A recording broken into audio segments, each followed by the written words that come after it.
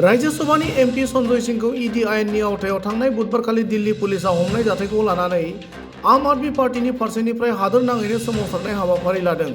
बेबादिनो आसाम हादोरसायारि आम आदमी पार्टीनि बिथोन बादियै बृहस्पतिबारखालि कार्बि आंलं जिल्ला आम आदमी पार्टीआ कार्बि आंलं जिल्लानि सदर सहरनि सेमसन सिंह इंटी मेमोरियल पार्कआव एमपि सन्जय सिंहखौ हगारनांगौनि दाबि खालामनानै 2 घन्टा धरनानि हाबाफारि लायो।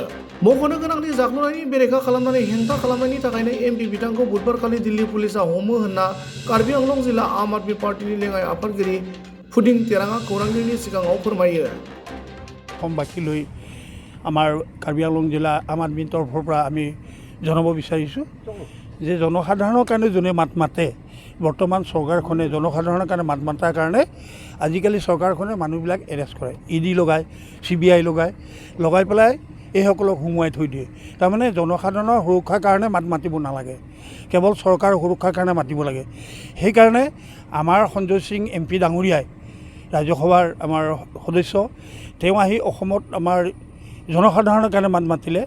বৰ্তমান চৰকাৰে যিখিনি দুৰ্নীতি কৰিছে, এই দুৰ্নীতি ভ্ৰষ্টাচাৰ এগেইনষ্টত মাত মাতিলে, তাৰ কাৰণে তেখেতক ইডি লগাই তেখেতক এৰেষ্ট কৰিছে।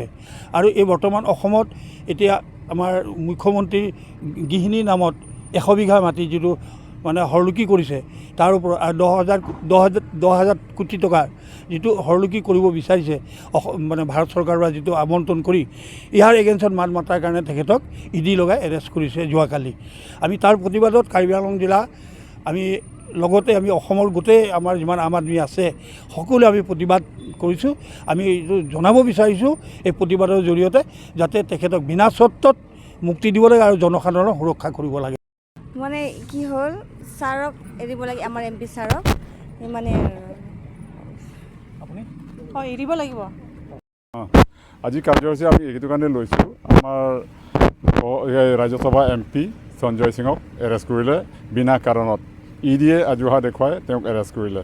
তেওঁক বিনা কাৰণত এৰেষ্ট কৰাৰ কাৰণে অতি শীঘ্ৰে বিনা চৰ্তে তেওঁক মুক্তি দিব লাগে, এই প্ৰথম আমাৰ ডিমাণ্ড। দ্বিতীয়তে এনেকৈ যধে পধে মানুহক এৰেষ্ট কৰিব নালাগে বিনা কাৰণত। গতিকে সুপ্ৰিম কোৰ্টে নিজে ডিৰেকশ্যন দিছে, যেতিয়া সেই মতে মানিব লাগে। ইমানেই কয়। গোটেই অসমতে চলিছে আৰু আমাৰ ষ্টেটৰ যিটো হেড তাৰ পৰা ডিৰেকশ্যনো দিয়া হৈছে চবলৈ। আমাৰ ইয়ালৈ আহিছে, চব ডিষ্ট্ৰিক্টতে দিয়া হৈছে। তেওঁ যোৱাকালি এৰেষ্ট কৰা হৈছে। এইটো ইডিয়ে বিনা কাৰণে, ইডিয়ে সদায় কৰাপশ্যনৰ কিবা গাফিলতি কিবা এটা দেখুৱাই তেওঁক এৰেষ্ট কৰা হয়। বহুতকে তেনেকৈ এৰেষ্ট কৰা হৈছে। গতিকে এই সঞ্জয় সিঙক আমাৰ MP ডাঙৰীয়াক তেওঁক এৰেষ্ট কৰিলে এইটো কাৰণে বিনা কাৰণত। গতিকে বিনা কাৰণত এৰেষ্ট কৰিলে ভৱিষ্যতে কাকো এৰেষ্ট কৰিব নালাগে। Thank U.